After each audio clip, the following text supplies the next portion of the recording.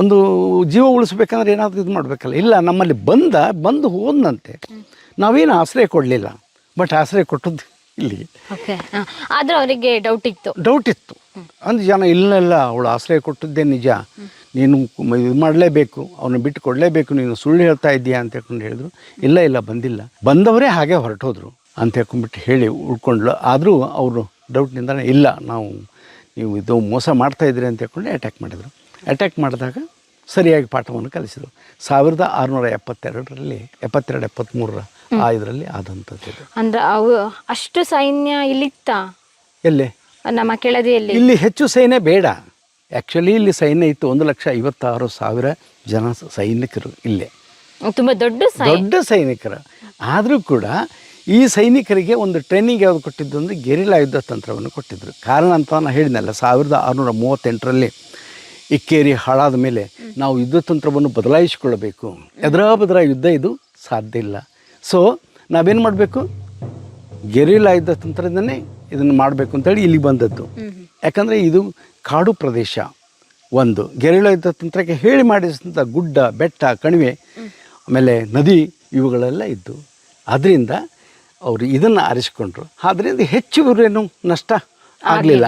ಅವರೆಲ್ಲ ಓಡೇ ಹೋದ್ರೆ ಹೊರತು ಬೇರೆ ಏನಿಲ್ಲ. ಕಥೆನ ಕೇಳ್ತಾ ಇದ್ರೆ ನಮಗೆ ಒಂದು ರೀತಿಯಾಗಿ ರೋಚಕ ಅನ್ನಿಸ್ತಾ ಇದೆ. ಯಾಕೆಂದ್ರೆ ಔರಂಗಜೇಬನಂತಹ ಒಂದು ಸಾಮ್ರಾಜ್ಯವನ್ನ ಯಾರು ಆಶ್ರಯ ಕೊಡ್ಲಿಲ್ಲ, ಯಾಕೆಂದ್ರೆ ಅವರಿಗೆ ಎದುರಾಕೊಳ್ಳೋದೇ ಕಷ್ಟ ಆಗಿತ್ತು. ಅಂಥದ್ರಲ್ಲಿ ನಮ್ಮ ಕೆಳದಿ ರಾಣಿ ಚೆನ್ನಮ್ಮಾಜಿಯವರು ಬಂದ್ರೆ ನೋಡ್ಕೊಳ್ಳೋಣ ಅಂತ ಹೇಳಿ ಎಷ್ಟು ಛಲ ಇತ್ತು ಅವರಲ್ಲಿ, ಎಷ್ಟು ಹಠ ಇತ್ತು. ಅದು ಭಾರತೀಯ ಸಂಸ್ಕೃತಿ ಅಂತಂದ್ರೆ ಯಾರು ಸರೆಂಡರ್ ಆಗ್ತಾರೋ, ಯಾರು ಶರಣಾಗತರಾಗ್ತಾರೋ ಅವರಿಗೆ ಆಶ್ರಯ ಕೊಡುವಂಥದ್ದೇ ಭಾರತೀಯ ಸಂಸ್ಕೃತಿ.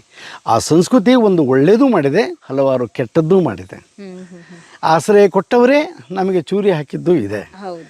ಆಶ್ರಯ ನಾವು ಕೊಟ್ಟಿದ್ದೀವಿ, ಅವರೇ ಚೂರಿ ಹಾಕಿದ್ದು ಉಂಟು. ಯಾಕಂದರೆ ಎಲ್ಲ ವಿದೇಶಿಯರಿಗೆ ಆಶ್ರಯ ಕೊಟ್ಟವರು ನಾವು, ಆದರೆ ವಿದೇಶಿಯರೇ ನಮ್ಮನ್ನು ಆಳುವಂಥ ಸ್ಥಿತಿ ಬಂತು ನಮಗೆ. ಇದು ದುರಂತ. ಇವರು ಇವರು ಓನರು ಇಲ್ಲಿ ಕೆಲಸ ಮಾಡ್ತಾ ಇದ್ರು ಅನ್ಸುತ್ತೆ.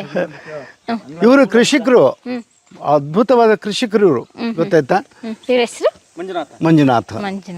ಪ್ರಿಯ ವೀಕ್ಷಕರೇ, ನಾವು ತೋರಿಸುತ್ತಿರುವ ಇತಿಹಾಸದ ಕಥೆಗಳು ಕನ್ನಡದ ಕಲೆ, ಸಾಹಿತ್ಯ, ಸಂಸ್ಕೃತಿ, ಜನಜೀವನ, ಇತಿಹಾಸ ಸೃಷ್ಟಿಸಿದ ಜನಸಾಮಾನ್ಯರ ಅಸಾಮಾನ್ಯ ಕಥೆಗಳು ನಿಮಗೆ ಇಷ್ಟ ಆಗಿದ್ಯಾ? ಹಾಗಿದ್ರೆ ವಿಡಿಯೋ ನೋಡಿ ಸುಮ್ಮನಾಗ್ಬೇಡಿ, ಶೇರ್ ಮಾಡಿ, ಸಪೋರ್ಟ್ ಮಾಡಿ, ನಮ್ಮೊಂದಿಗೆ ಜೊತೆಯಾಗಿ. ಇದು ನೀವೇ ಬೆಳೆಸಿದ ನಿಮ್ಮ ನೆಚ್ಚಿನ ಡಿಜಿಟಲ್ ಮಾಧ್ಯಮ. ಇನ್ಮುಂದೆ ನಿಮಗಾಗಿ ಇನ್ನಷ್ಟು ವಿನೂತನ ಶೈಲಿಯಲ್ಲಿ ಬರಲಿದೆ. ನಿಮ್ಮ ಬೆಂಬಲದೊಂದಿಗೆ ನಮ್ಮ ಪಯಣ ಮುಂದುವರಿಯುತ್ತಿದೆ. ಸಾಮಾಜಿಕ ಬದಲಾವಣೆಗೆ ಜೊತೆಯಾಗಿ